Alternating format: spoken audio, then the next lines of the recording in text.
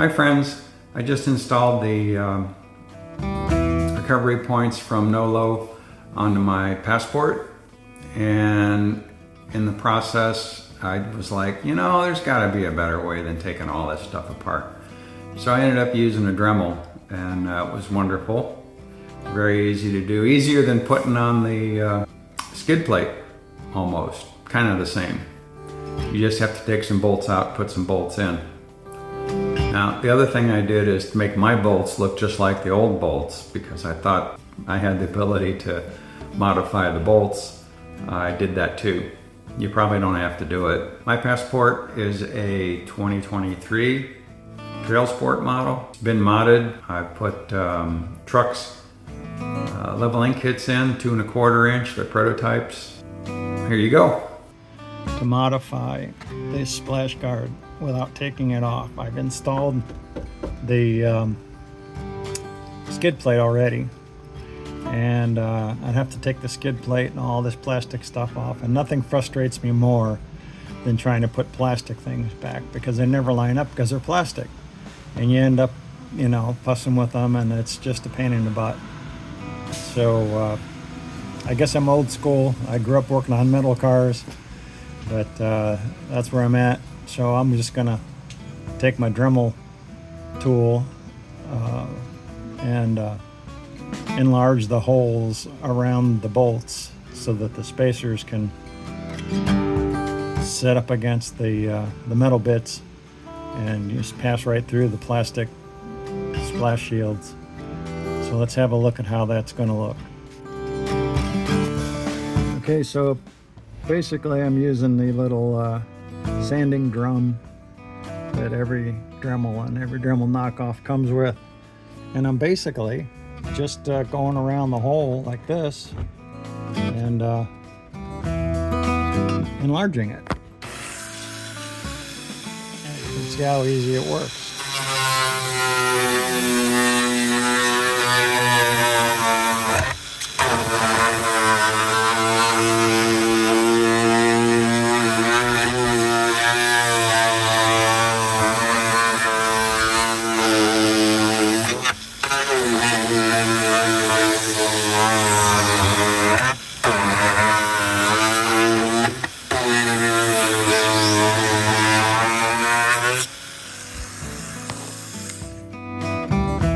That's really nice plastic to sand like that with a sanding drum, because it's soft and it just curls right away. Let's get our little bit here, and I've got to keep going until I get the whole hole done. So let's carry on.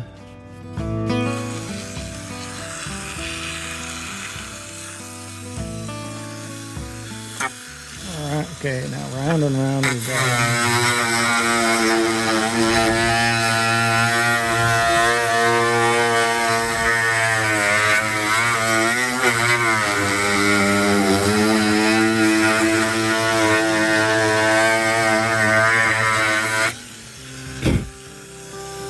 Plastic quite a lot.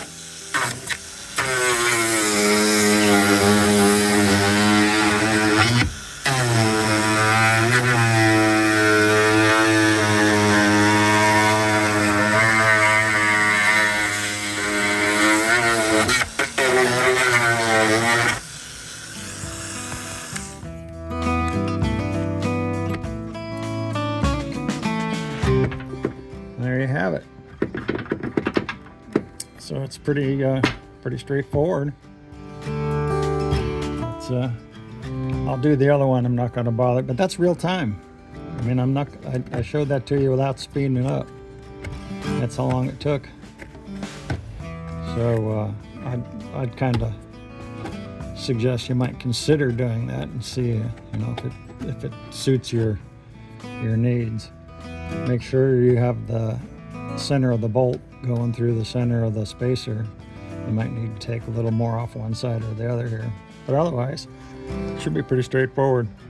Okay, now one adjustment over here. I'm using a different tool. I'm using the cutoff wheel, and I'm just going to cut off around like this and remove that depth of plastic there, and then carry on with the sanding drum. This is the piece that I cut off, and now I have just a bigger hole that I need to enlarge, and there's really nothing in the way. So just work carefully. I didn't break any of the cutoff wheels yet. Okay, here's a couple things that I did. Number one, I didn't take both bolts out at once. I took out the aft bolt and replaced it with the long one. Didn't screw it all the way in, but screwed it in a lot of the way so that it can't come out of registration and have that cuss and match to try and align the hole up while you're trying to start the bolt. And the other thing I did was, you see how this is the original bolt, and you see how it's ground off like 3/8 maybe. I figure they used that to get it started because they had trouble with registration during assembly too, or a challenge anyway. Thought it'd be faster if they could just pop it in, give it a push, and then spin it in. So I did the same thing. I took my grinder. Everybody should have a grinder. And I made the tip the same as what their tip was. And I did this for both bolts. And I only took one bolt at a time out so that it couldn't slip out of alignment. So we'll see how well that worked for me when I get it done. Oh, the other thing is I really had to cut this slot. I couldn't just go up 1/2 inch, 3/4 of an inch. This seems to come down lower than the other, so I went all the way up to this seam here, just thinking that maybe I still want this for aerodynamics. I'm going to drive from Florida to Alaska, and if I can get an extra 1/10 of a mile a gallon, that'll be money in my pocket. A long ride like that. So anyway, this is where I'm at. I have to take this other bolt. Well, I got this other bolt out. I got to put it back in. So wish me luck. I'll show you what I did when I'm done.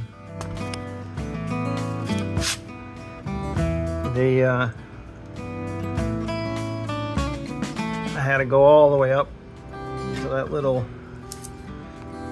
where this little edge here is attached. And I may have to do some other fussing with that. I don't want to take it down because I can use every mile per gallon I can get. But sometimes you gotta do what you gotta do.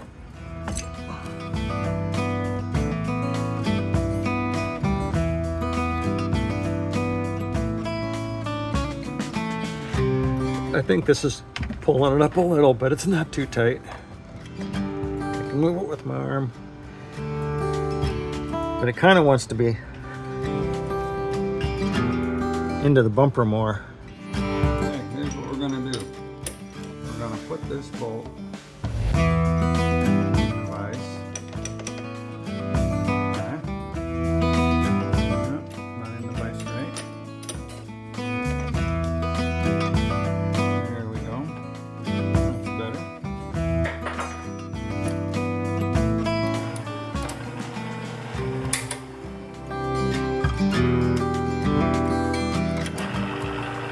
Look at that, huh? Then we're going to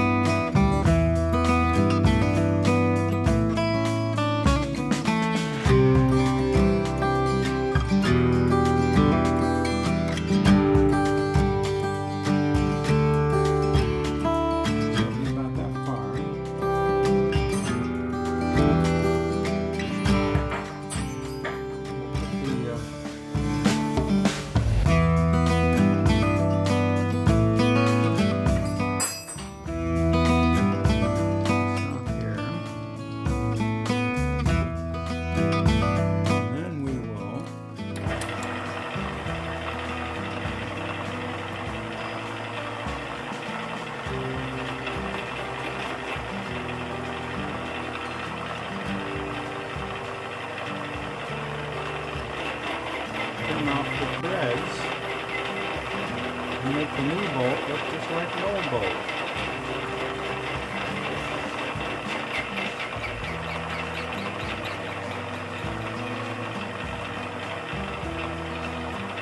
Because when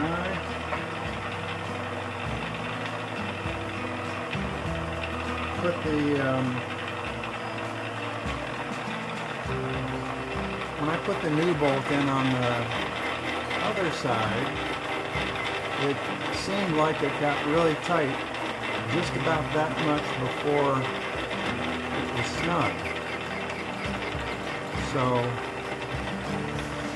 I'm going to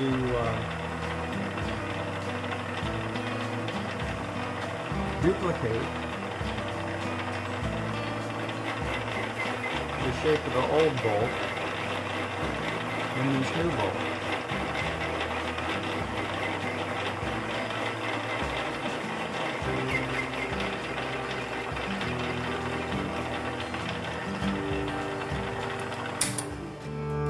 Now let's see here. See this? The nut slips in. I've got to go a little farther yet. But you don't need to see any more of that, right? And that's probably pretty good there. Doesn't want to screw on though, does it? Well, it kind of does if you go to the right spot.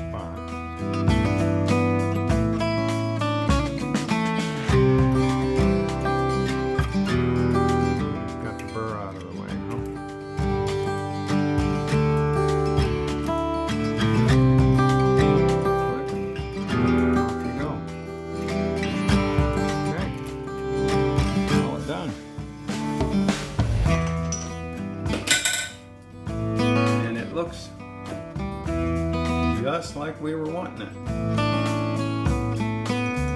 Snaps in, threads on. Let's go bolt it in the car. This will be the last one. Alright, so now we've got our new bolt. The new bolt, the fresh modification. We'll put this in here, we'll put the spacer in here, so we'll put the spacer up in the hole, swing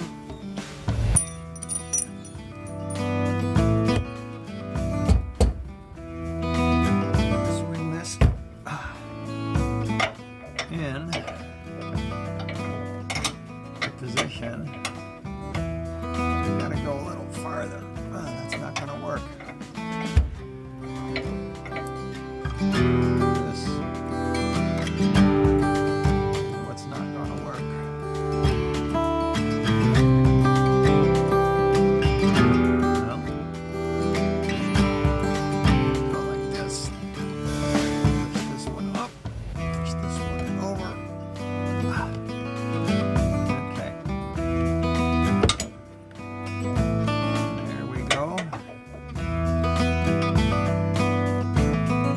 This is lined up, maybe a little, kind of, sort of.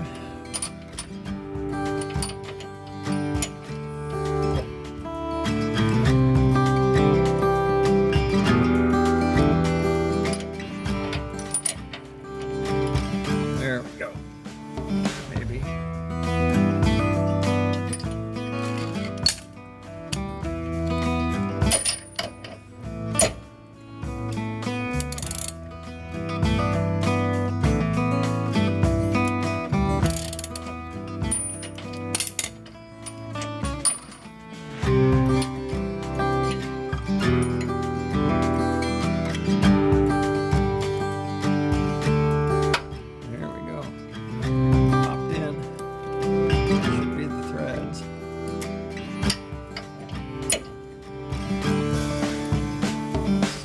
Goes. There's a little resistance, but not too much, and it's consistent. So